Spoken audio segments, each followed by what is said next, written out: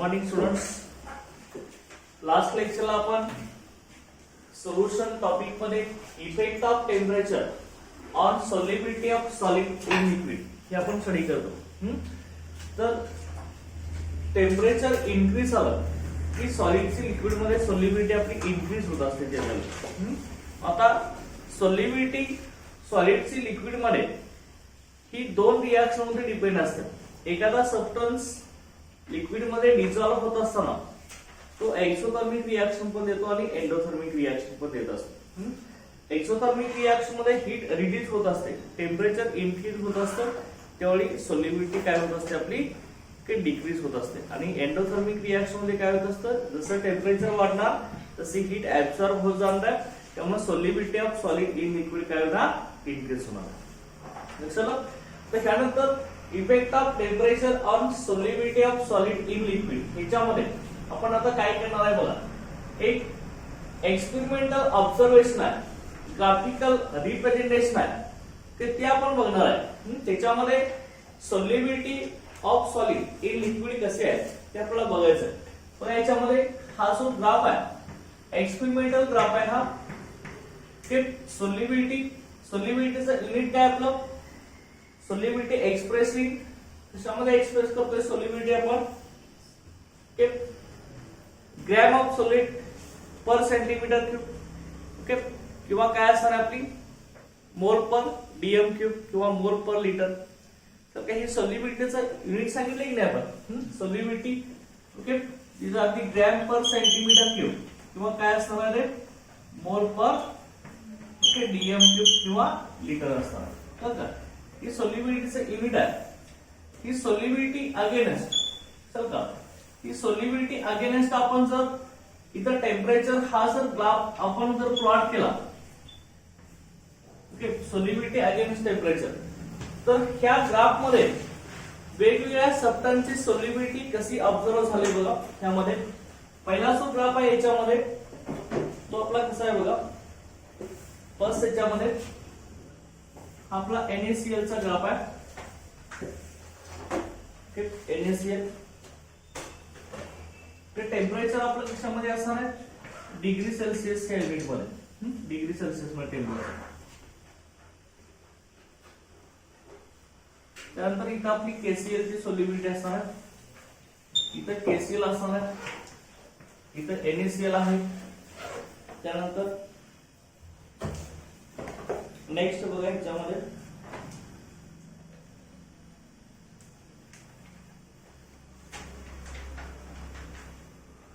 NaCl, KCl and NaBr.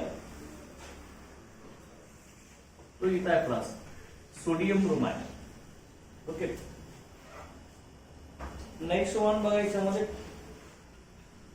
Potassium nitrate. Okay, potassium nitrate KNO3. Okay, हा इथं आहे.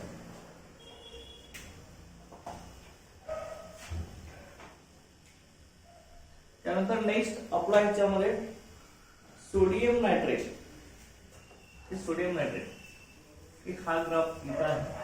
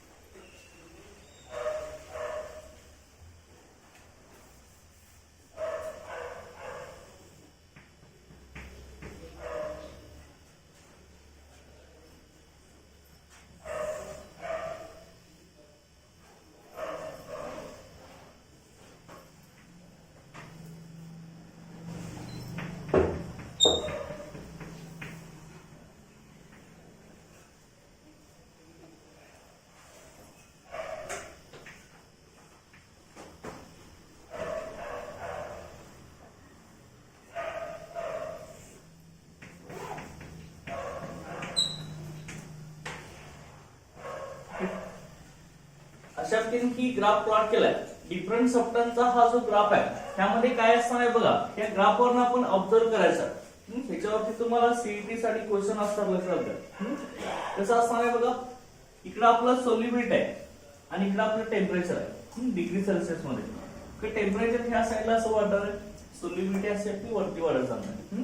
बघा मग कसं येणार आता, इथं NaCl आहे, हा KCl आहे आणि हा NaBr आहे. ह्याचा ग्राफ कसा आहे बघा, स्लाइटली इन्क्रीज झालाय, एकदम वाढलेला आहे, बरोबर की नाही. सोडियम क्लोराईड, पोटॅशियम क्लोराईड आणि NaBr या दोघांचा ग्राफ जो आहे तो स्लाइटली इन्क्रीज होत गेलाय, थोडा थोडा वाढत गेलेला असतं. त्यामुळं आपण इथं काय सांगणार आहे, as temperature increases, okay, solubility of NaCl, KCl and NaBr is slightly increases. Okay, थोडासा आपला solubility वाढणार आहे त्यांचं. ओके, जास्त काय चेंज होणार नाही. ओके, म्हणजे इथं पहिला ऑब्झर्वेशन आपण काय म्हणणार, solubility of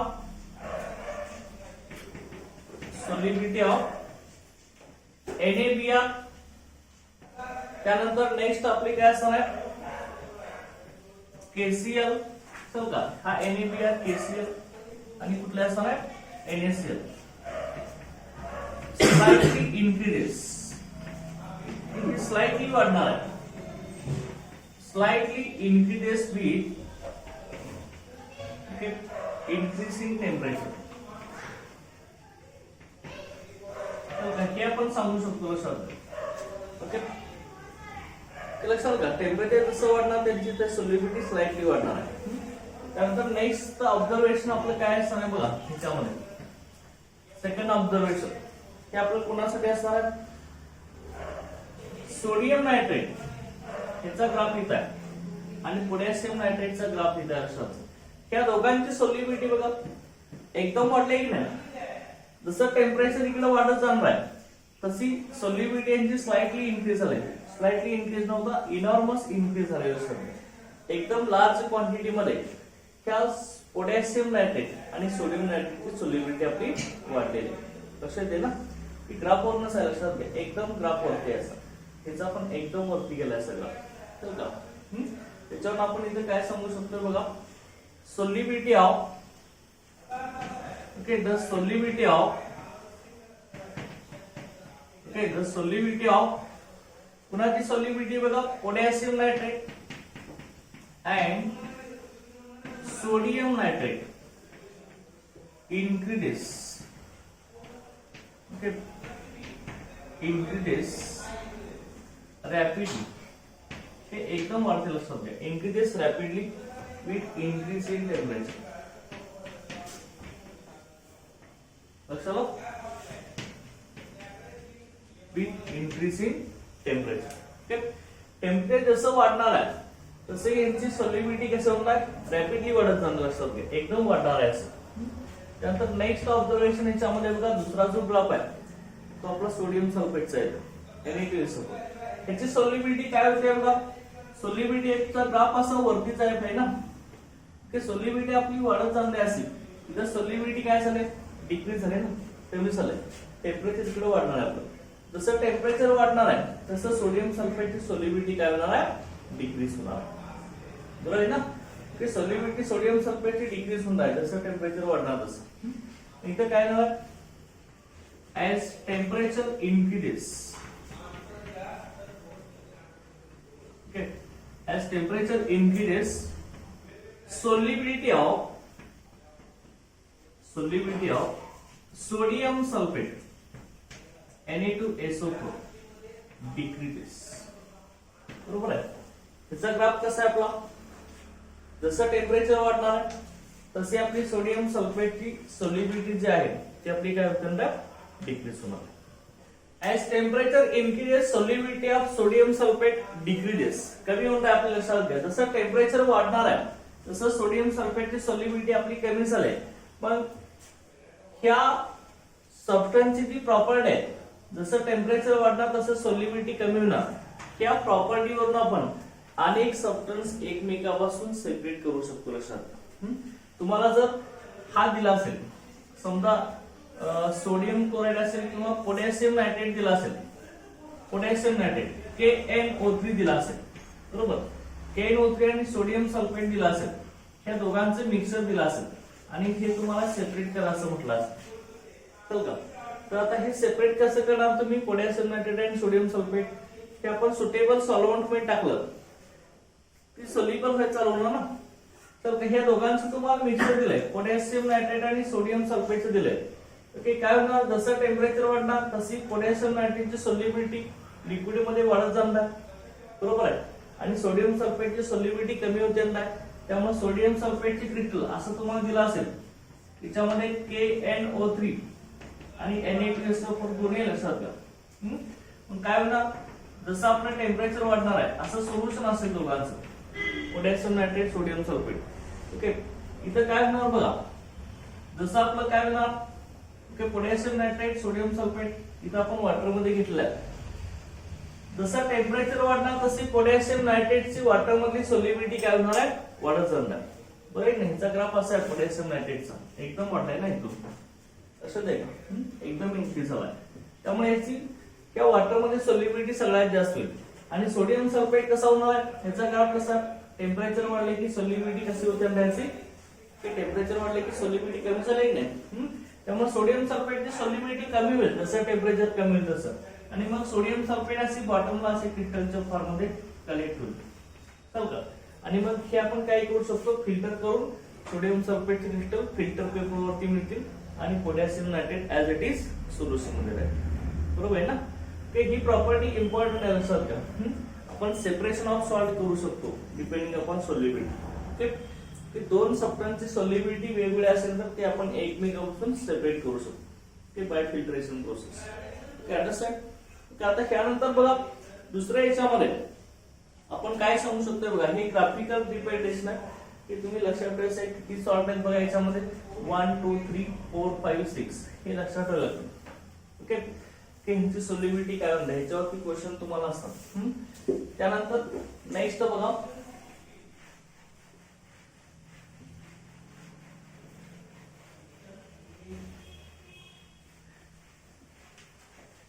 effect of, next याच्यामध्ये येतात effect of temperature on solubility of gas in liquid.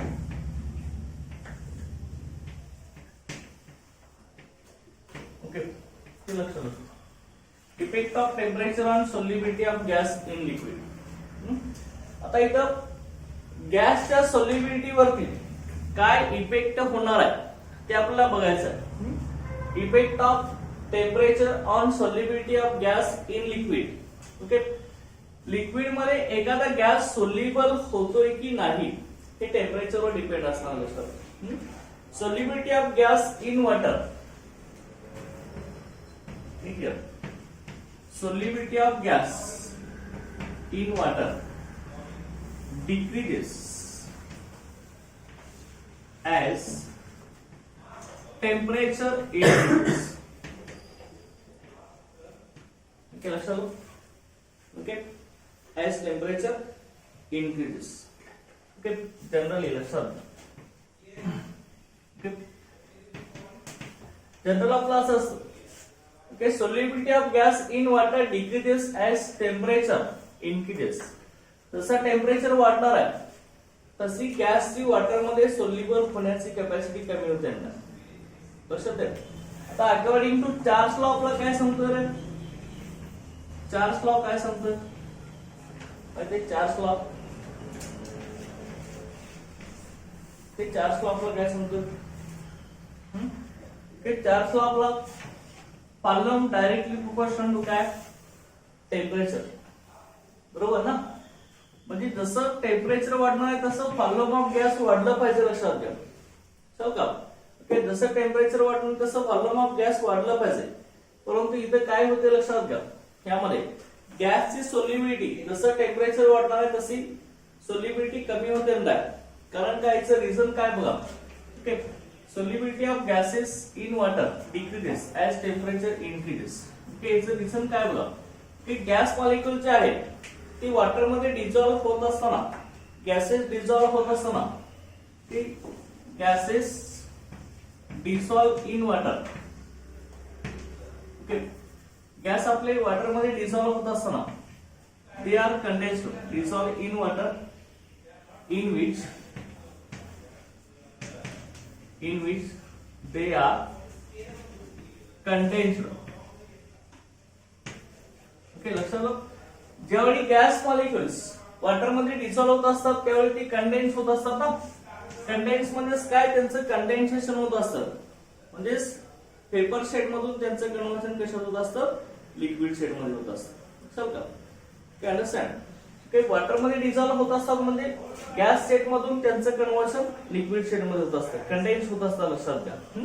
आता ही कंडेन्सेशन प्रोसेस जी आहे, ही कंडेन्सेशन ऑफ प्रोसेस, कंडेन्सेशन जी आहे ती गॅसचं कंडेन्सेशन होणार आहे.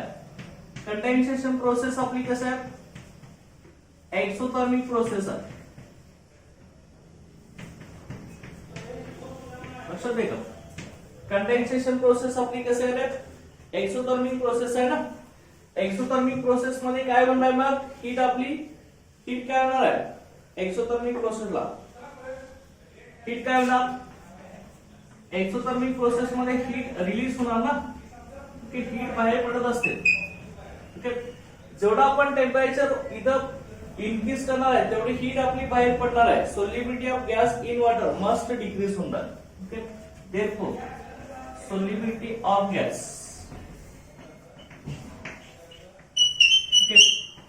in water it must decreases. त्यामुळं गॅसची वॉटर मध्ये सोल्युबिलिटी कमी होत असते, लक्षात. ओके, हे लक्षात ठेवायचं. हीट रिलीज होत असते त्यामुळे solubility of gas in water he decrease होत असते. बाहेर पडणार ना हीट, जेवढी हीट बाहेर पडणार तेवढी गॅसची वॉटर मध्ये सोल्युबिलिटी कमी होत येणार. आता याचं रिझन काय लक्षात घ्या. ओके, हे आपण सांगितलंय गॅसची सोल्युबिलिटी वॉटर मध्ये कमी होत नाही टेम्परेचर वाढलं की. का होते तर गॅसेस वॉटर मध्ये डिझॉल्व्ह होत असताना कंडेन्स होत असतात. त्याचं कंडेन्सेशन मध्ये गॅसेस स्टेटचं कन्व्हर्जन लिक्विड स्टेट मध्ये होत आहे. ही एक्सोथर्मिक प्रोसेस आहे, त्यामुळे हीट रिलीज होत असते. हीट बाहेर पडत असेल तर गॅसची वॉटर मध्ये सोल्युबिलिटी डिक्रीज होत असते. चल का, हे लक्षात ठेवायचं. आणि हीट जर ऍब्सॉर्ब होत असेल तर काय होत आहे, गॅसची सोल्युबिलिटी वॉटर मध्ये इन्क्रीज होत असते. ओके, लक्षात आहे का. आता मग चार्ज लॉ तर काय सांगतोय बघा. चार्ज लॉ तर आपलं काय सांगतोय, volume directly proportional to temperature आहे. जसं टेम्परेचर वाढणार आहे तसं आपलं व्हॉल्यूम वाढणार आहे, असा चार्ज लॉ सांगतोय. परंतु काय होत असतं लक्षात घ्या, जर टेम्परेचर एकदम इन्क्रीज होत गेलं तर enormous increase in volume of gas, एकदम गॅसचं वाढलेलं volume, these are cannot be accumulated by solvent water molecules. So ते काय म्हणतो आपण, जसं टेम्परेचर वाढणार आहे तसं व्हॉल्यूम वाढणार आहे. परंतु ज्या पटीत टेम्परेचर आपलं वाढत जाणार आहे त्या पटीत जर गॅसचं व्हॉल्यूम वाढत गेलं तर ते वाढलेलं गॅसचं व्हॉल्यूम त्या वॉटर ह्या सॉल्व्हंट मध्ये ऑक्युपाय होऊ शकत नाही, अकोमोडेट होऊ शकत नाही. चल का, मग ते एकदम इन्क्रीज झालेलं गॅसचं व्हॉल्यूम ते बबलच्या फॉर्म मध्ये बाहेर पडत असतं, लक्षात घ्या. चल का, की बबलच्या फॉर्म मध्ये एस्केप होत असतो तो गॅस, ते लक्षात आहे का. मग तो एस्केप गॅस झाल्यानंतर ओके त्या वॉटर मध्ये गॅसची सोल्युबिलिटी कमी होतात. चल का, काय म्हणते आपण, जसं टेम्परेचर वाढणार आहे तसे गॅसचं व्हॉल्यूम सुद्धा वॉटर ह्या सॉल्व्हंट मध्ये वाढणार आहे. परंतु एकदम जर टेम्परेचर वाढलं की काय होणार आहे, तेवढे गॅस मॉलिक्युल्स वॉटर मध्ये ऑक्युपाय होणार नाहीत, अक्युमुलेट होणार नाहीत. Enormous increase in volume of gas cannot be accumulated by solvent water molecules. चल का, काय म्हणतो लक्षात आहे का. एकदम टेम्परेचर जर वाढलं तर त्याच पटीत गॅसचं व्हॉल्यूम पण वाढणार आहे. मग एकदम वाढलेलं गॅसचं व्हॉल्यूम वॉटर मॉलिक्युल अक्युमुलेट करू शकत नाही.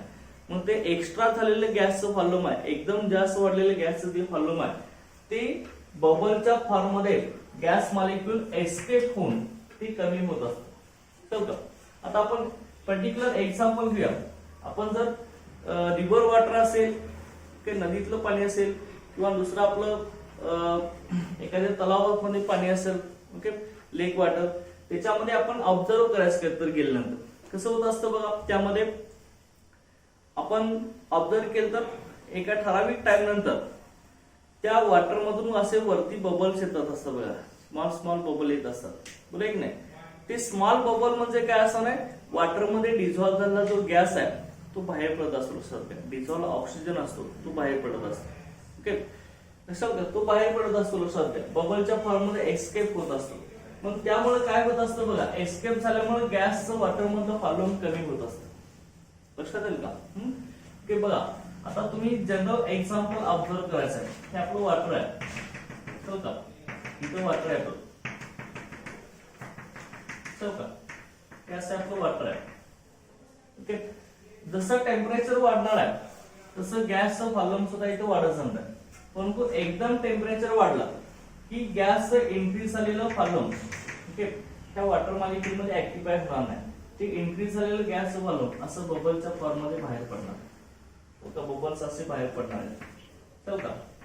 हे आपले बबल्स ही आउट होणार आहेत, बाहेर पडणार नुसार घ्यायच्यामधून.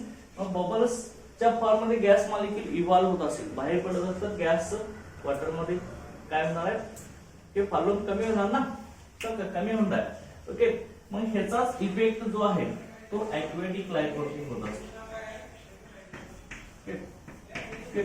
त्याचा इफेक्ट कशावरती होत असतो, ऍक्वेटिक लाईफ वरती.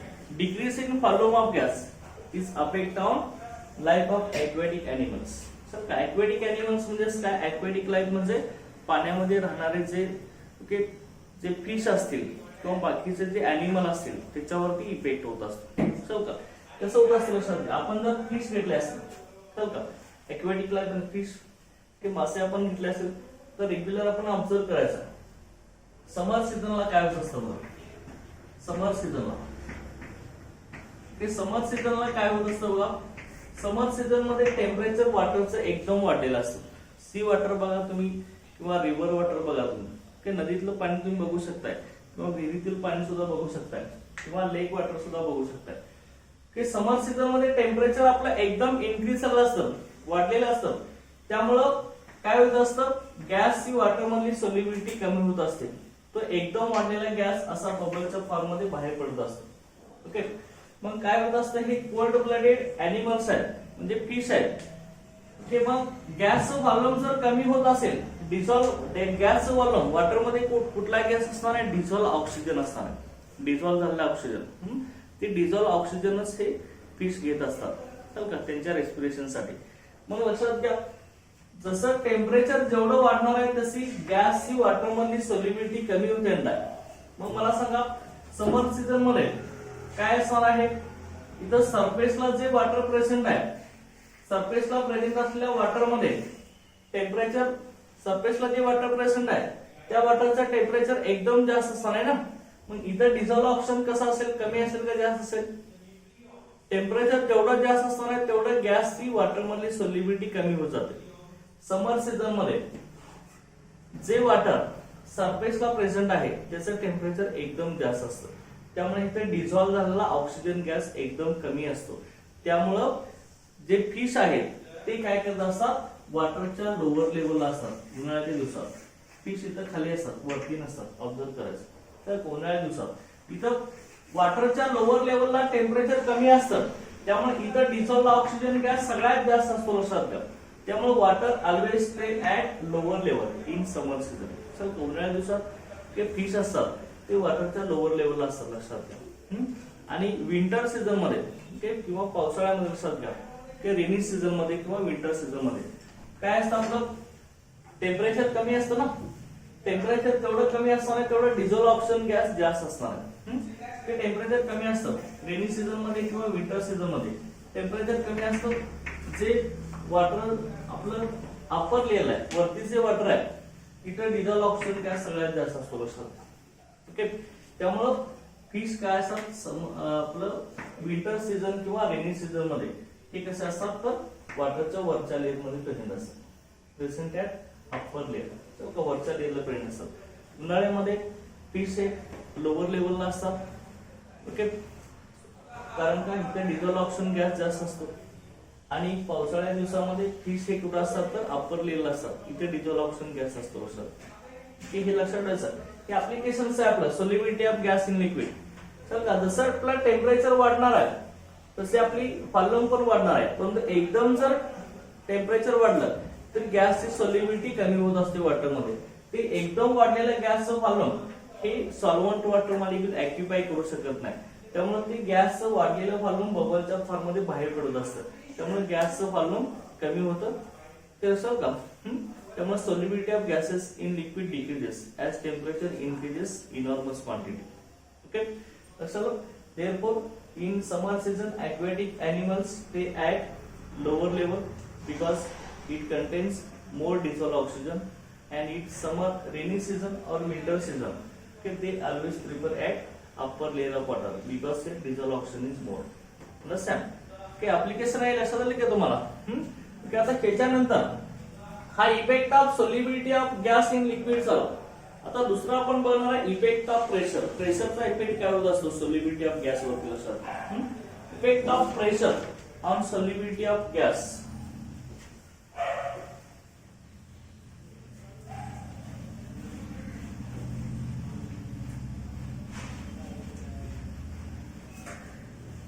Effect of pressure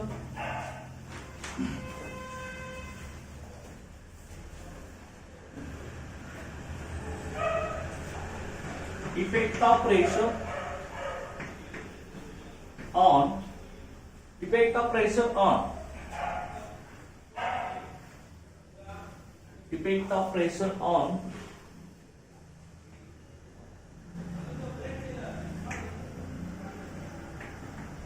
solubility of gas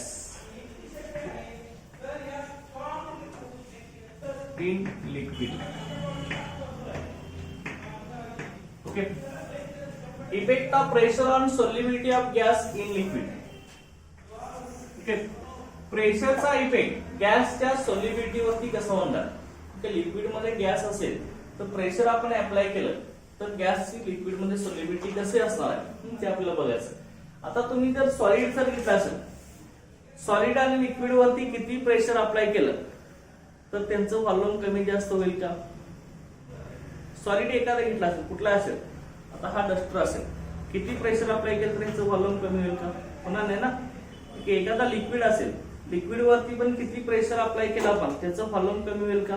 नाही ना. म्हणजे सॉलिड आणि लिक्विड कसे असतात आपले नॉन कॉम्प्रेसिबल, कॉम्प्रेस होत नाही ना, कॉम्प्रेस मध्ये त्याचं व्हॉल्यूम कमी होत नाही. समजा हे नॉन कॉम्प्रेसिबल आहे, म्हणजे किती प्रेशर आपण अप्लाय केलं तर सॉलिड आणि लिक्विड कॉम्प्रेस होत नाही. परंतु गॅसवर अप्लाय करा, गॅसचं कॉम्प्रेशन होते की नाही. की गॅस मॉलिक्युल्स मध्ये फोर्स ऑफ अट्रॅक्शन नसतं ना. की असे गॅस मॉलिक्युल्स कसे असतात? ओके, त्यांच्यामध्ये लार्ज स्पेस प्रेझेंट असतो. जर आपण प्रेशर अप्लाय केलं तर सगळे गॅस मॉलिक्युल्सचं कॉम्प्रेशन होऊ शकतं ना. तर कॉम्प्रेस सगळे गॅस मॉलिक्युल एकत्र येऊ शकतात की नाही? कॉम्प्रेशन होऊ शकते की नाही? तर का म्हणजे गॅस मॉलिक्युल हे कॉम्प्रेसिबल आहे आणि सॉलिड आणि लिक्विड कसे आपले नॉन कॉम्प्रेसिबल आहे, हे कॉम्प्रेस होऊ शकत नाही. लक्षात आहे? ओके, मग आता कसं असेल बघा याच्यामध्ये. पहिला आपण याच्यामध्ये सेंटेन्स सांगणार effect of pressure, effect of pressure on solid and liquid. Pressure does not affect or म्हणणार आपण. Pressure do not affect, do not affect on solid and liquid. Okay, solid आणि लिक्विड वरती प्रेशरचा कुठलाही इफेक्ट होत नाही लक्षात घ्या. Okay, because they are non compressible. Okay, हे नॉन कॉम्प्रेसिबल आहे सॉलिड आणि लिक्विड, ह्याच्यावरती प्रेशरचा कुठलाही इफेक्ट होत नाही. ती प्रेशर आपण अप्लाय केलं तर असेल का? आता मग आपण जर इथं गॅस मॉलिक्युल जर घेतले असेल, solubility of gas in liquid जर आपण बघितले असेल तर ती कशी असणार आहे बघा. Solubility of gas in liquid as pressure increases, solubility of gas in liquid also increases. जेवढा आपण प्रेशर जास्त अप्लाय करणार आहे तेवढं गॅसची लिक्विड मध्ये सोल्युबिलिटी आपली काय होणार आहे? इन्क्रीज होणार आहे. ओके, ऍज प्रेशर इन्क्रीजेस, हे प्रेशर जेवढं जास्त असणार आहे, as pressure increases solubility of gas, as pressure increases solubility of gas in liquid. As pressure increases, solubility of gas in liquid increases. Okay. जेवढं प्रेशर जास्त असणार आहे तेवढं गॅस लिक्विड मध्ये सोल्युबिलिटी आपली जास्त असणार आहे. पण ही सोल्युबिलिटी लिक्विड मध्ये का वाढते प्रेशर वाढल्यावरती, ह्यासाठी एक रिलेशन मांडलेला आहे. तो सायंटिस्ट आहे आपला हेनरी सायंटिस्ट आहे. ओके, इथं हेनरी लॉ प्रपोज केलाय. Henry law. तर त्या हेनरी लॉ मध्ये काय केलंय तर प्रेशर आणि गॅसची सोल्युबिलिटी ह्याचं रिलेशन प्रपोज केलेलं आहे. हेनरी लॉ काय सांगतोय बघा, the law states that, okay, this law states that solubility of gas in liquid. ह्या लॉचं स्टेटमेंट काय बघा, solubility of gas in liquid. Okay, solubility of gas in liquid is directly proportional to pressure. Is directly proportional to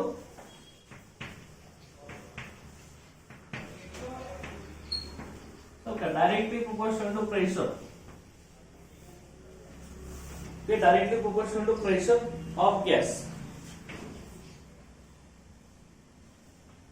Pressure of gas over the solution. Okay, ते आपला Henry लॉचं statement आहे लक्षात घ्या. Solubility of gas in liquid is directly proportional to pressure of the gas over the solution. Okay, म्हणजे gas liquid मध्ये solubility जी असणार आहे, जसं प्रेशर वाढणार आहे ओके तशी गॅस लिक्विड मध्ये सोल्युबिलिटी आपली इन्क्रीज होणार आहे. ओके, हे हेनरी ह्या सायंटिस्टने सांगितलं. त्यामुळे सोल्युबिलिटी काय असणार आपली directly proportional to pressure. Okay, solubility आपण एस न रिप्रेझेंट करतो. S directly proportional to pressure. P म्हणजे प्रेशर, एस म्हणजे आपली सोल्युबिलिटी असणार. ओके, ती आपली एस इथं काय असणार लक्षात घ्या, सोल्युबिलिटी असणार. बघा इथं, आणि ही प्रोपोर्शनॅलिटी सिम्बॉल जर आपण काढला तर लक्षात घ्या इथं काय येणार आहे, S is equal to K H. K H into P. का okay, S is equal to K H into P. आता इथे के एच हा प्रोपोर्शनॅलिटी कॉन्स्टंट आहे. ओके, डायरेक्टली प्रोपोर्शनल प्रेशर आहे. प्रोपोर्शनॅलिटी आपण इथं जर काढलं तर ही प्रोपोर्शनॅलिटी कॉन्स्टंट येणार ना, के एच. का आता इथं बघा एस मध्ये काय असणार आहे बघा, पेर. एस काय असणार आहे, सोल्युबिलिटी. एस आपली सोल्युबिलिटी असणार आहे. सोल्युबिलिटी ऑफ गॅस, गॅसची सोल्युबिलिटी असणार आहे. मग सोल्युबिलिटीचं युनिट काय आहे आपलं, मोल पर लिटर किंवा मोल पर डीएम3. ओके, हे सोल्युबिलिटीचं युनिट आहे. ते एका लिटर मध्ये गॅसचे किती मोल्स आहेत तर त्याला आपण काय म्हणणार आहे, सोल्युबिलिटी. मोल पर लिटर किंवा मोल पर डीएम3 असं सुद्धा म्हणू शकतात. ते solubility of gas in mole per litre. आणि पी आपलं प्रेशर आहे. प्रेशर हे पी म्हणजे आपलं इथं प्रेशर आहे. Okay, pressure of the gas. Gas pressure of the gas in bar. Okay, प्रेशरचं युनिट आपलं बार आहे. ओके, आणि के जो आहे त्याच्यामध्ये तो हेनरी लॉ कॉन्स्टंट आहे. प्रोपोर्शनॅलिटी कॉन्स्टंट प्लस आपण हेनरी लॉ कॉन्स्टंट असं म्हणतो.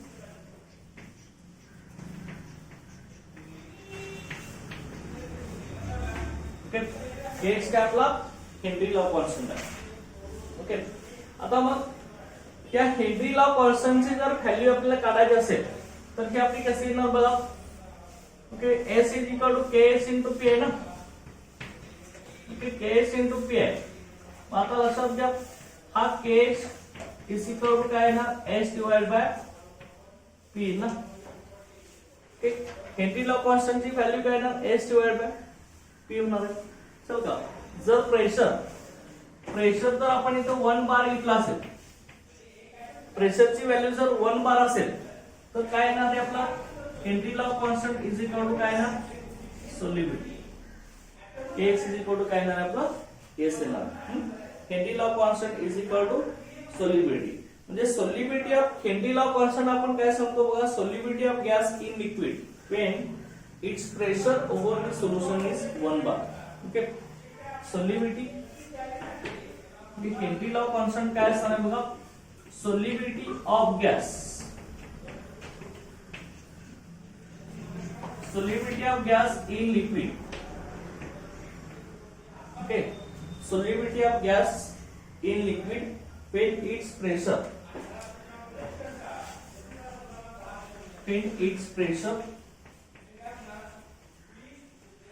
okay, is 1 bar.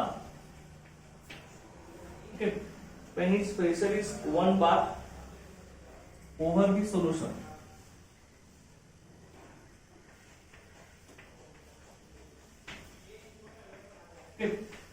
सोल्युशन वरती 1 bar प्रेशर असताना गॅसची असणारी सोल्युबिलिटी, चल का, सोल्युशन वरती 1 bar प्रेशर असताना गॅस लिक्विड मध्ये असणाऱ्या सोल्युबिलिटीला आपण काय म्हणतोय, हेनरी लॉ कॉन्स्टंट असं म्हणतो, चल का. हा हेनरी लॉ कॉन्स्टंटची ही व्हॅल्यू असणार, Henry law constant Kh. Okay, Henry law constant is the solubility of gas in liquid when its pressure is 1 bar over the solution. लक्षात आहे का? ओके, सोल्युशन वरती 1 bar प्रेशर असताना ओके त्या गॅसची liquid मध्ये असणारी सोल्युबिलिटी, त्याला आपण काय करणार आहे, हेनरी लॉ कॉन्स्टंट Kh. कळलं का? हा हेनरी लॉ काय सांगतोय आपला, गॅसची सोल्युबिलिटी कधी वाढणार आहे, जेवढं प्रेशर जास्त असेल तेवढी गॅसची लिक्विड मध्ये सोल्युबिलिटी जास्त असणार. कळलं का? प्रेशर कमी झाले की गॅसची सोल्युबिलिटी पण कमी होणार ना. हे रिलेशन कसं आहे आपलं, डायरेक्टली प्रोपोर्शनल आहे, बरोबर आहे ना.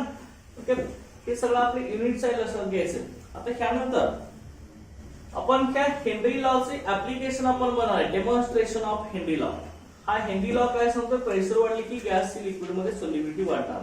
आपण आता जनरलचं डेमॉन्स्ट्रेशन आपण बघितलंय ह्याच्यामध्ये, तर हे कसं असतं बघा ह्यामध्ये हेनरी लॉचं. ओके,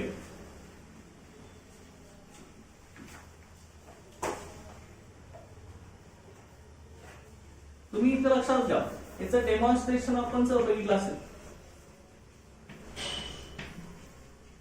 की आपल्याला प्रूव्ह करायचं, प्रेशर वाढले की सोल्युबिलिटी वाढणार आहे गॅसची.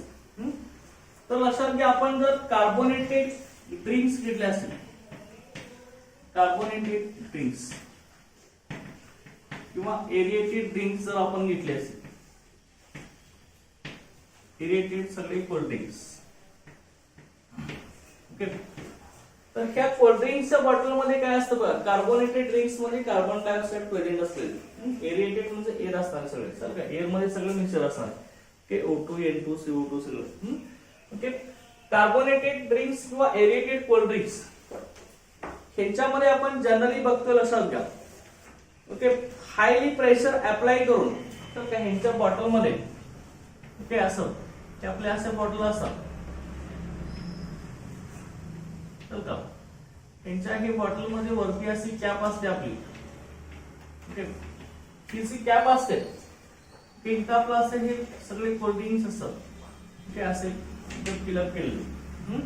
मग आता काय होत असतं बघा यामध्ये, ही वरची जी कॅप आहे लक्षात घ्यायचं, वरचं जे सिलिंग आहे, ही वरती आपण जे टोपण लावणार याच्यामध्ये सिलिंग करणार आहे, ते सील करत असताना ह्या कोल्ड ड्रिंक्स मध्ये किंवा एरिएटेड ड्रिंक्स मध्ये carbon dioxide gas CO2 gas highly pressure apply करून, हाय प्रेशर अप्लाय करून हा आपला CO2 गॅस इथं फिलअप केला जातो. लक्षात, जास्त प्रेशर अप्लाय करून हा कार्बन डायऑक्साइड गॅस ह्या कोल्ड ड्रिंक्स मध्ये डिझॉल्व्ह केला असतो. लक्षात, आपल्याला हे कधी करत असतं, ज्यावेळी आपण ही ह्या बॉटलचे कॅप ओपन करणार आहे, सील ओपन करणार आहे, त्यावेळी एकदम असा गॅस इपरवसनच्या फॉर्म मध्ये बाहेर पडत असतो. लक्षात, असे बबल्स येत असतात. ही कॅप जर आपण ओपन केली, इपरवसन्स येत असतात की नाही, कुठली कोल्ड ड्रिंक्स असेल, ओके, पेप्सी असेल, स्प्राईट असेल, चल का थम्सअप असेल, एकदम आपण अशा बॉटल ओपन केल्या की त्यातून आपले इपरवसन्स म्हणजे बबल्स बाहेर पडतात की नाही एकदम असे, त्याला इपरवसन्स किंवा बबल्स आपण म्हणतो. सध्या हे बबलच्या फॉर्म मध्ये ओके, हा गॅस आहे CO2 गॅस, हा एस्केप होत असतो, लक्षात बाहेर पडत असतो. ओके, पण ती इपरव्हॉशन्स किंवा बबल्स जर गॅस वरती येत असतील तर तो आपण काय म्हणत असतो, हाय प्रेशर अप्लाय करून कार्बन डायऑक्साइड गॅस हा ड्रिंक्स मध्ये फिलअप केलेला असतो. चल का, हे डेमॉन्स्ट्रेशन आहे की नाही हेनरी लॉचं. चल का, हेनरी लॉचं ऍप्लिकेशन आहे की नाही. हेनरी लॉ काय सांगतोय, सॉल्युबिलिटी डायरेक्टली प्रोपोर्शनल प्रेशर.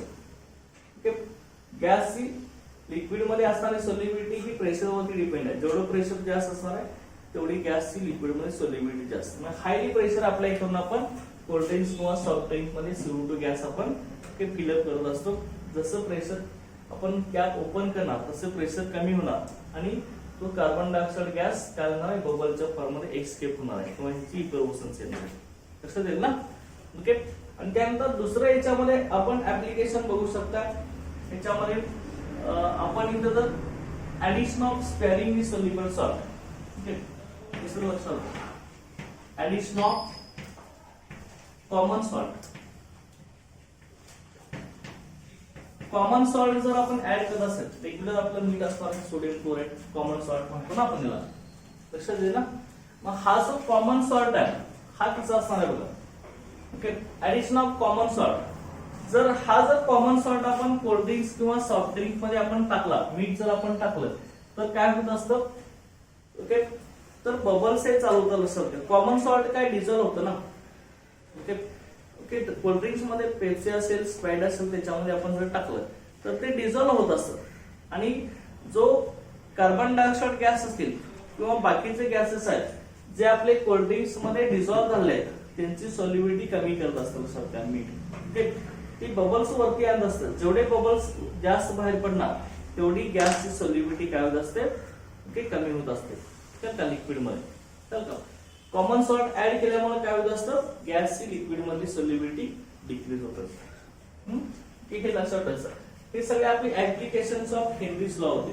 आता मग आपण काय म्हणतोय, जेवढं प्रेशर जास्त असणार आहे तेवढी सॉल्युबिलिटी जास्त असणार आहे. परंतु दोन एक्सेप्शन केसेस आहेत त्याच्यामध्ये. ते एक्सेप्शन्स कुठला आहे बघा, हेनरी लॉ साठी कुठला एक्सेप्शन केस आहे बघा त्याच्यामध्ये.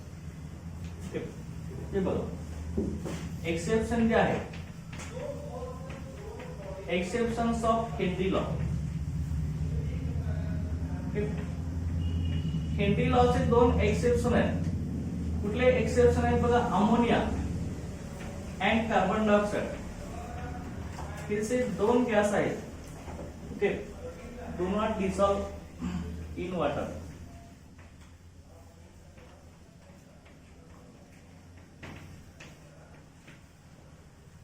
ओके, हे वॉटर मध्ये डिझॉल्व होत नाही. लक्षात घ्या.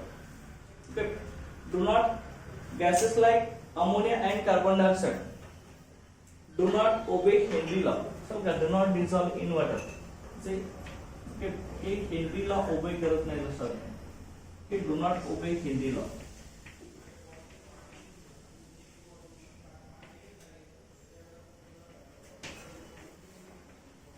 लक्षात घ्या, ही हेनरी लॉ ओबे करत नाही. लक्षात घ्या, हेनरी लॉ काय सांगतोय आपला, की गॅसेस ची सॉल्युबिलिटी जसं प्रेशर वाढणार आहे तसे ते गॅसेस लिक्विड मध्ये काय होणार आहे, सोल्युबल होणार आहे.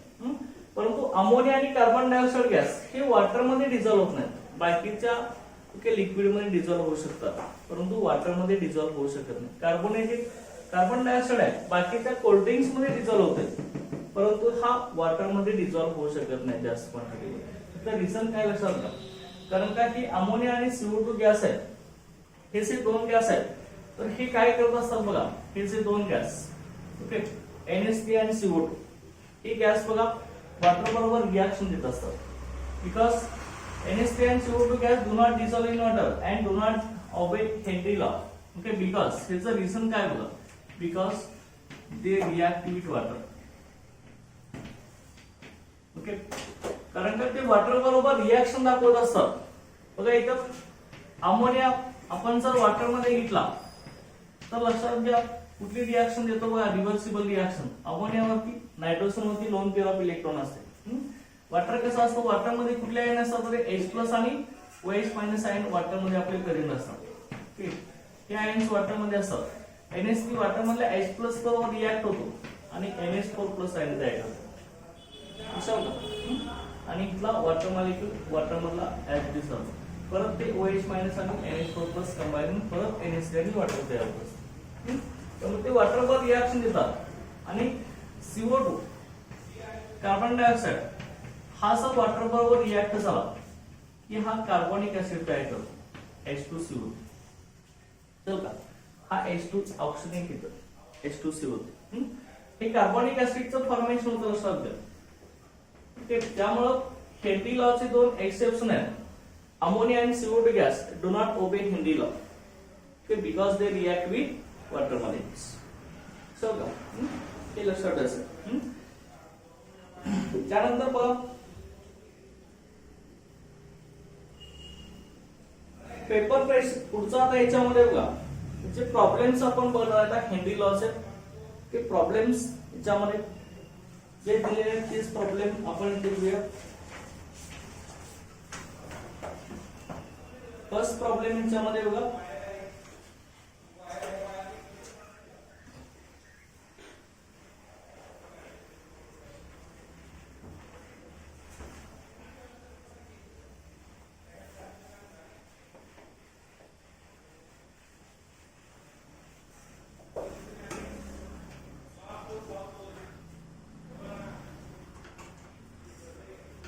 फर्स्ट त्याच्यामधला प्रॉब्लेम काय बघा त्याच्यामध्ये Henry लॉचा solubility of N2 gas in water. The solubility of N2 gas, this nitrogen gas,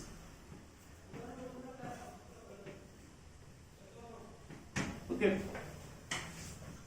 solubility of N2 gas, okay, nitrogen gas in water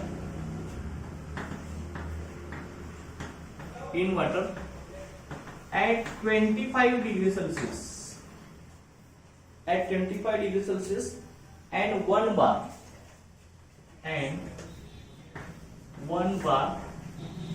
is इसकी वैल्यू दिली आपल्याला 6.85 into 10 raised to minus 4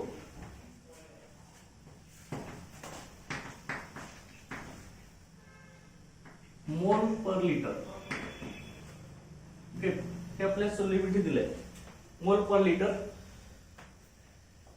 calculate Henry law constant पहिला याच्यामध्ये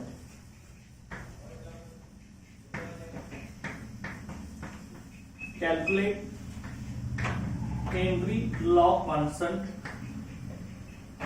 पहिला Henry law constant काढायचा and second molarity of N2 gas dissolved in water. Okay, molarity of N2 gas dissolved in water. Okay, molarity of N2 gas dissolved in water under atmospheric conditions.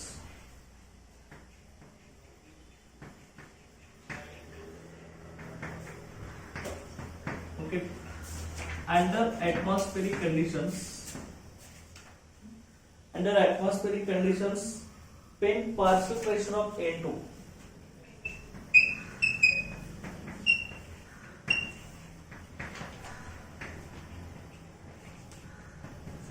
okay, when partial pressure of N2 in atmosphere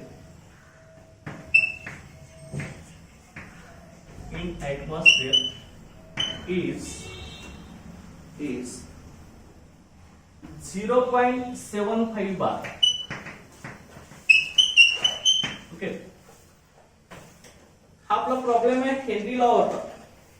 आपला question काय बघा असं होतं solubility of nitrogen gas in water at 25 degree Celsius आणि 1 बार pressure आपल्याला दिलं आहे तसं का. ओके, तर हेनरी लॉ कॉन्स्टंट आपला काढायचा का सोल्युशन आपलं कसं येणार आहे. गिवन व्हॅल्यू काय दिले बघा गिवन याच्यामध्ये काय आहे ते बघा. सोल्युबिलिटी एस दिले तुम्हाला. सोल्युबिलिटी आपण एस न सांगतो ना ती किती दिली आपल्याला 6.85 into 10 raised to किती आहे -4 मोल काय येणार आहे पर लिटर. लक्षात. त्यानंतर प्रेशर किती आहे आपलं 1 बार आहे. लक्षात का. प्रेशर दिलाय P 1 बार, याची व्हॅल्यू दिली आपल्याला. मग त्याच्यावरून आपल्याला काय करायचं आहे, Henry law constant. Henry law constant आपण कसं लिहितो, KH हा काढायचा ना आपला. मग हेनरी लॉ कॉन्स्टंट आपला ऑलरेडी फॉर्म्युला काय आहे, काय फॉर्म्युला सांगा आपला. S इज इक्वल टू काय असणार आहे, K काय सांगा, S is equal to KH into काय आहे P आहे ना, KH इंटू P. ओके. आता हेनरी लॉ कॉन्स्टंट KH ची व्हॅल्यू काढणार आहे. KH इज इक्वल टू काय असणार आहे फॉर्म्युला आपला, S डिवाइड बाय P. बरोबर ना. ओके. आता सोल्युबिलिटी जर तुम्हाला दिलेलं आहे, सोल्युबिलिटी किती दिली आहे 6.85. ओके, व्हॅल्यू पुट अप करा. 6.85 इंटू 10 रेज टू काय येणार आहे -4 डिवाइड बाय हे काय येणार, प्रेशर आपलं किती आहे 1 बार प्रेशर आपल्याला दिलेलं आहे. ते 1 बार ठीक डिवाइड बाय 1. ओके. आता मग ते किती आलं आहे तेवढंच आलं ना, बरोबर की नाही. आता ह्याचं कसं लिहिणार तुम्ही सांगा. 6.85 इंटू 10 रेज टू -4. आता हेनरी लॉ कॉन्स्टंटचं युनिट कसं येणार बघा रे. सोल्युबिलिटीचं युनिट काय असतं आपण सांगितलंय, सोल्युबिलिटीचं युनिट सांगितलंय आपण काय असतं. सोल्युबिलिटी हेनरी लॉ कॉन्स्टंट मध्ये सोल्युबिलिटी मोल पर लिटर, चल का, ही मोल पर लिटर लक्षात घ्या. आणि प्रेशर कशात असतं रे, बार मध्ये ना, चल का. आता इथं सोल्युबिलिटीचं युनिट वरती आपलं मोल per litre as it is हे असणार आहे, चल का, मोल पर लिटर. आणि हा बार वरती गेला तर काय होणार आहे, पर बार. लक्षात का. मोल पर लिटर पर बार असं आपलं होणार. बार वरती गेलं तर मायनस होईल ना, तर का पर बार. चल का. अशा रीतीने हा हेनरी लॉ कॉन्स्टंट झाला. KH म्हणजे काय आपला हेनरी लॉ कॉन्स्टंट. तर का हा येतो हेनरी लॉ कॉन्स्टंट आहे. तो काय हेनरी लॉ कॉन्स्टंट झाला. Okay, understand. आता त्यानंतर नेक्स्ट आपल्याला दुसरी काय कंडिशन दिली आहे बघा. यामध्ये दुसरं आपल्याला काय विचारलेलं आहे, त्याच्यामध्ये लक्षात घ्या. Okay, molarity of N2 gas, molarity of nitrogen gas dissolved in water under atmospheric pressure condition when partial pressure of nitrogen in atmosphere is 0.75 bar. कसं ते. आता तुम्ही मला सांगायचं मोलॅरिटी आपण कशाला म्हणतो, मोलॅरिटीचा फॉर्म्युला काय आपला. मोलॅरिटी म्हणजे काय, मोलॅरिटी कशाला म्हणतो, मोलॅरिटी आपण molarity of nitrogen gas dissolve. Molarity of nitrogen gas इथं लक्षात घ्या. Molarity of nitrogen gas dissolve in water. Molarity म्हणजे number of moles of solid present in 1 litre of solution. Okay, 1 litre solution मध्ये सॉलिडचे किती moles आहेत त्याला आपण काय म्हणत असतो, मोलॅरिटी असं म्हणत असतो. लक्षात का. आपल्या इथं मोलॅरिटी म्हणजे काय, सॉल्युबिलिटी ऑफ वॉटर. लक्षात घ्या. Molarity number of moles of solid K present in 1 litre solution. म्हणजे मोलॅरिटी म्हणजे काय असणार आहे, सॉल्युबिलिटी असणार. लक्षात घ्या. इथं मोलॅरिटी, ओके, मोलॅरिटी म्हणजे काय असणार आहे, सॉल्युबिलिटी. लक्षात घ्या, सॉल्युबिलिटी ऑफ गॅस. ओके. आता सॉल्युबिलिटी काढण्याचा फॉर्म्युला काय आहे, according to Henry law S is equal to काय फॉर्म्युला आहे. ओके, कुठला फॉर्म्युला सेम ना. S इज इक्वल टू काय आपला KH इंटू P. बरोबर आहे ना. S is equal to KH into P. आता तुम्ही इथं लक्षात घ्या, तुम्हाला दुसऱ्या कंडिशन साठी ऍटमॉस्फेरिक प्रेशर किती दिलंय 0.7 बार दिलंय. इथे KH ची व्हॅल्यू तुम्हाला ऑलरेडी माहिती आहे. ओके, तुम्हाला विचारलंय का बघा KH ची व्हॅल्यू किती आहे, इथं आली आपली किती आहे 6. ओके, ही सेकंड आहे लक्षात घ्या, ते आपलं फर्स्ट होतं. ओके, KH ची व्हॅल्यू किती आहे 6.85 इंटू काय आपली 10⁻⁴ मोल पर लिटर पर बार. आणि इथं प्रेशर आपलं दिलंय त्या कंडिशनला किती 0.75 बार हे दिलंय आपल्याला. बरोबर ना. ओके, आपल्याला S काढायचं. सॉल्युबिलिटी सेम फॉर्म्युला आहे. S is equal to KH into P, Henry law constant. KH ची व्हॅल्यू टाका 6.85 इंटू 10⁻⁴ युनिटला as it is mole per litre per bar into ठीक आहे आपलं प्रेशर 0.75 बार. आता हे मल्टिप्लिकेशन करायचं आपल्याला 6.85 इंटू 0.75 त्याचं बघा सिम्प्लिफिकेशन आपलं काय येते 0.173 बार. ओके सॉरी 5.138 ते 5.138 इंटू 10⁻⁴ हे 10⁻⁴ ऍज इट इज आहे 0.75 आणि 6.85 चं मल्टिप्लिकेशन करायचं 10⁻⁴ ऍज इट इज. तर सोल्युबिलिटीचं युनिट तुम्हाला ऑलरेडी माहिती आहे. सोल्युबिलिटीचं युनिट काय मोल पर लिटर ना. कसं होतं की पर बारला हे बार निघून जाणार बरोबर ना. ते ओनली बार आहे ना इथे काय पर बार आहे पर बार आणि बार जाणार काय राहिलं फक्त मोल पर लिटर. सोल्युबिलिटीचं युनिट मोल पर लिटरच आहे ना चल का लिहायचं ओके मोल पर लिटर. अशा रीतीने आपल्याला ही सोल्युबिलिटी म्हणजे molarity of okay nitrogen gas in water मिळणार. ओके लक्षात हा प्रॉब्लेम लक्षात येईल ना. त्यानंतर नेक्स्ट याच्यामध्ये बघा पुढचा हेनरी लॉचा आपण प्रॉब्लेम घेणार आहे.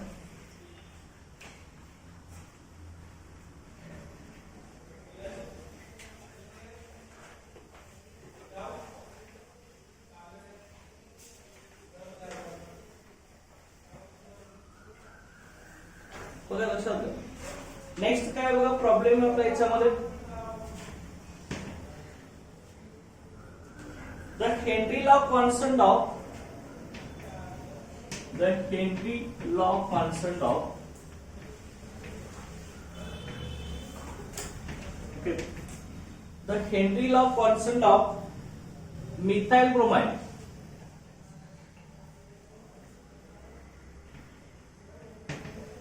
the Henry law constant of methyl bromide is 0.159 okay mole per liter per bar mole per liter per bar at 25 degrees Celsius. Okay, at 25 degrees Celsius, what is the solubility of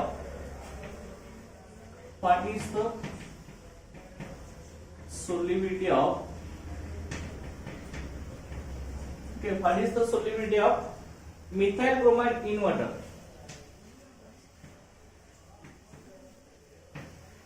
Methyl bromide in water. Okay, methyl bromide in water at 25 degrees Celsius.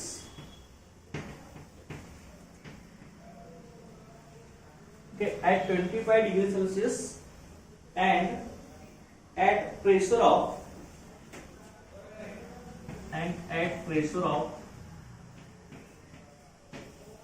130 mmSg. Okay ह्या प्रेशरवर ते आपल्याला काढायचं. आता लक्षात घ्यायचं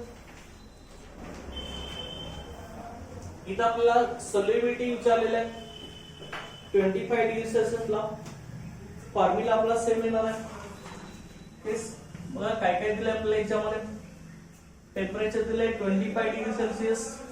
Henry law constant K ची value दिली given value काय आहे बघा याच्यामध्ये हेनरी लॉ कॉन्स्टंट आपला के ना त्याची व्हॅल्यू दिली आहे इथे आपला 0.159 मोल पर लिटर पर बार हे आपल्याला दिलंय. हेनरी लॉ कॉन्स्टंटची व्हॅल्यू दिली आहे.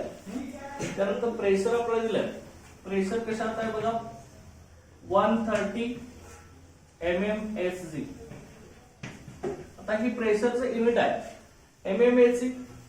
प्रेशर कशामध्ये मेजर केलं तर आहे प्रेशरचं इन्स्ट्रुमेंट आहे. प्रेशर मेजर करण्याचं जे इन्स्ट्रुमेंट आहे ते आपलं मर्क्युरी मॅनोमीटर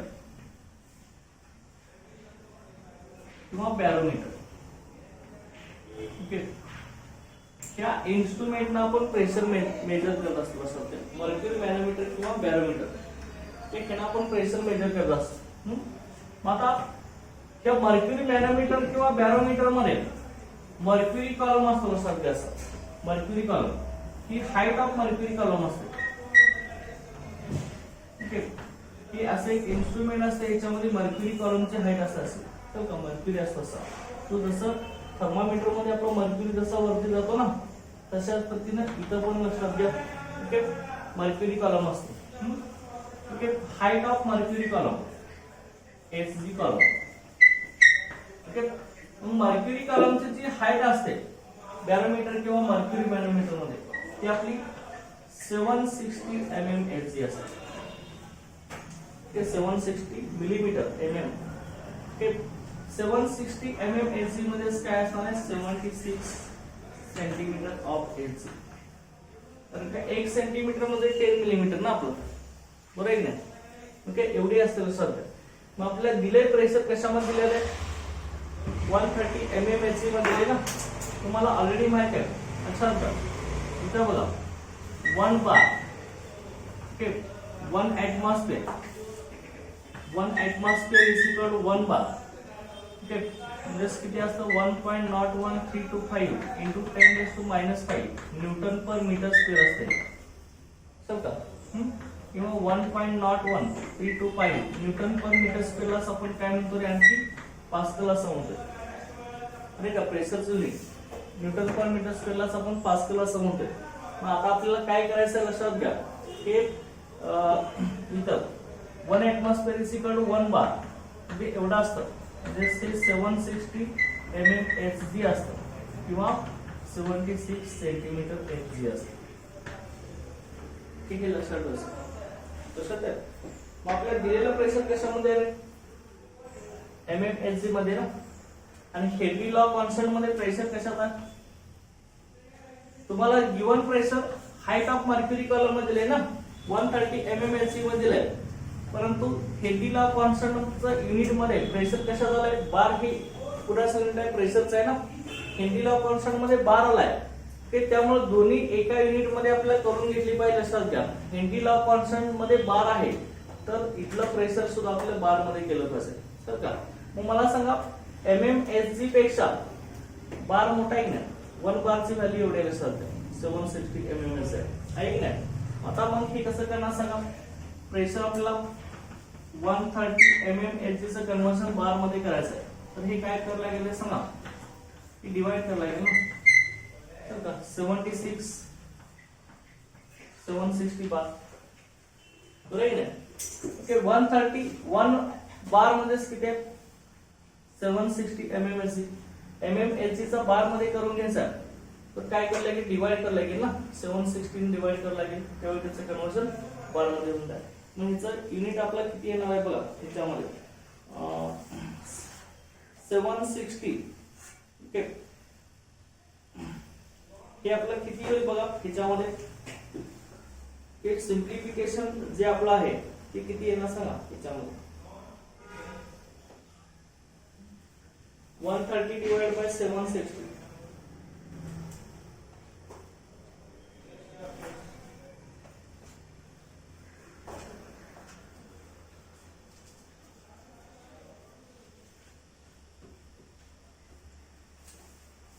Okay, 0.71 येतो लक्षात. 0.71 बार. ओके, एवढा येतो लक्षात अप्रॉक्सिमेट ह्याच्या आहे. आता एवढं हे प्रेशर आलं त्या प्रेशरची व्हॅल्यू आपण आता सॉल्युबिलिटी आपण काढायला सांगितले ना आपल्याला हेनरी लॉ कॉन्स्टंट. इथं आपल्याला एस काढायचा सॉल्युबिलिटी एस काढायला सांगितलेलं आहे आपल्याला. तर काय एस आता फॉर्म्युला सांगा. आता सॉल्युबिलिटीचं काय फॉर्म्युला आहे आपला. ओके, काय आहे S is equal to KH into काय आपला P आहे ना. ते प्रेशर इथं आलाय K ची व्हॅल्यू तो दिलाय तुम्हाला 0.159. ओके, लक्षात ना. पुढे काय मोल पर लिटर पर बार. ओके, इंटू काय असणार आहे प्रेशर आता हे बार मधले घ्यायचं 0.71 बार. ओके, ह्या पर बारला हे बार कॅन्सल होईल. फक्त 0.71 ने इकडे मल्टिप्लाय करायचं. हे आपलं सिम्प्लिफिकेशन जे आहे ते आपलं 0.71 येणार. पुढे ऍज इट इज काय येणार आहे मोल पर लिटर हे आपली सॉल्युबिलिटी आहे. हे अशा की हेनरी लॉ कॉन्स्टंटचे प्रॉब्लेम असतात. ते कन्व्हर्सने एकामध्ये करायचं लक्षात घ्या युनिट्स लक्षात द्या. काय अंडरस्टँड लक्षात येईल ना. की आता त्यानंतर इथं आपला हेनरी लॉ कॉन्स्टंट झालेला आहे.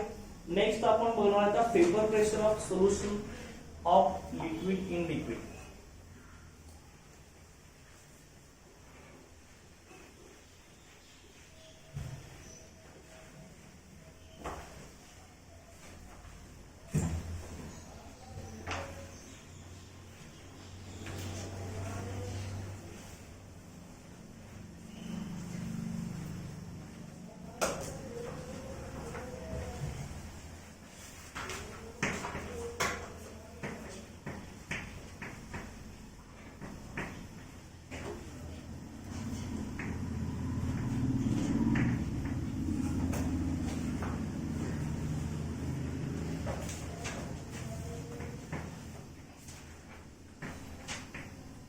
Paper pressure of solution of liquid in liquid.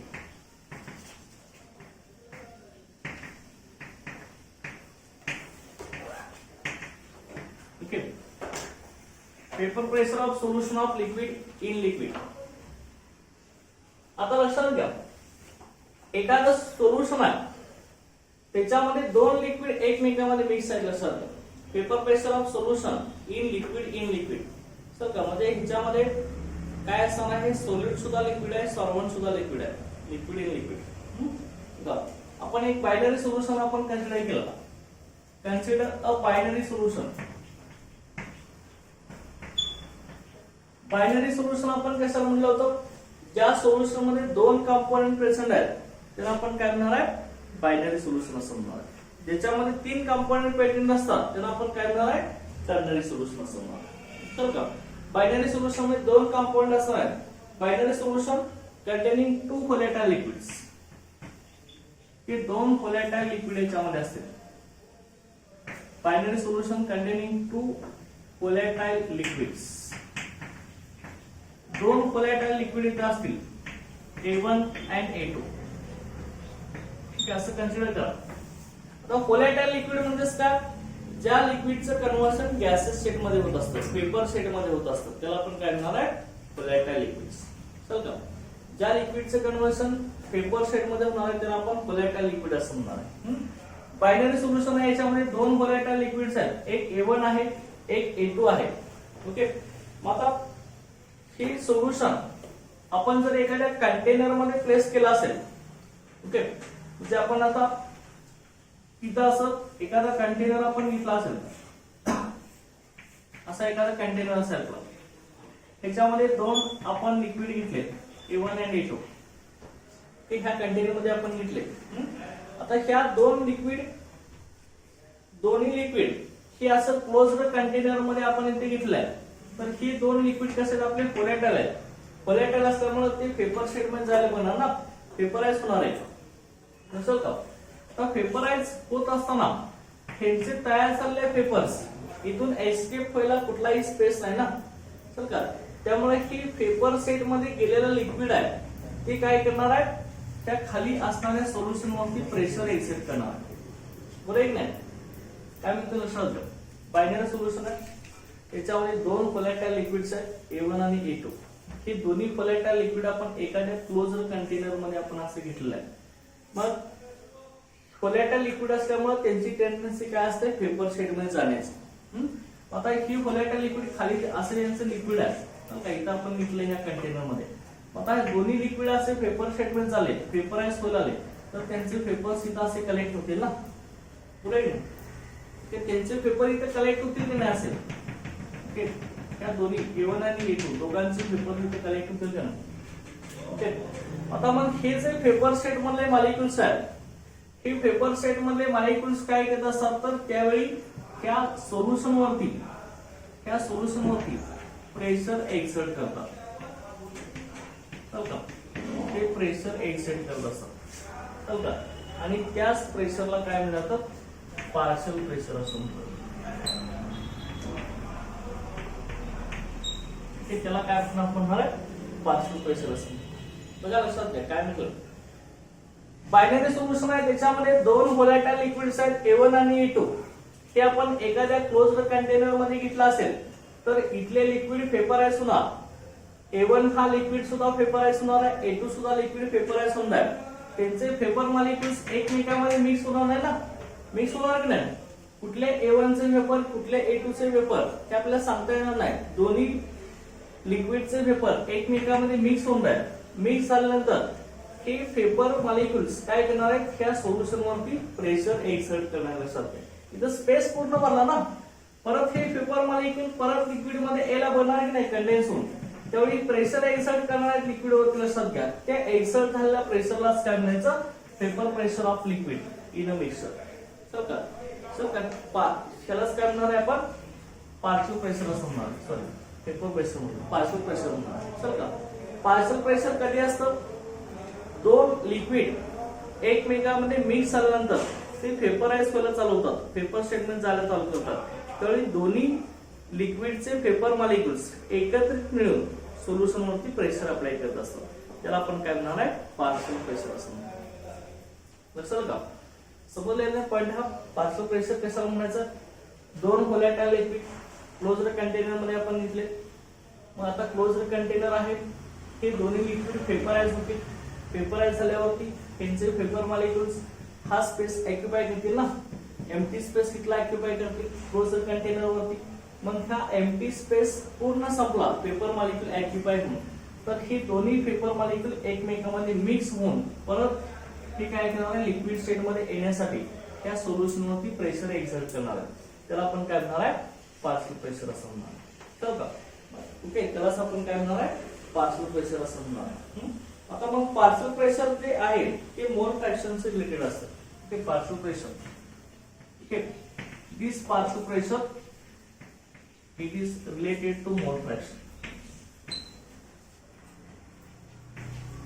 लक्षात येईल, पार्शियल प्रेशर ही मोल फ्रॅक्शन से रिलेटेड असतं. लक्षात, मोल फ्रॅक्शन से रिलेटेड असतं. मोल फ्रॅक्शन कशाने दाखवतो रे आपण, स्मॉल x. ओके, मोल फ्रॅक्शन 11 ला झालंय आपले.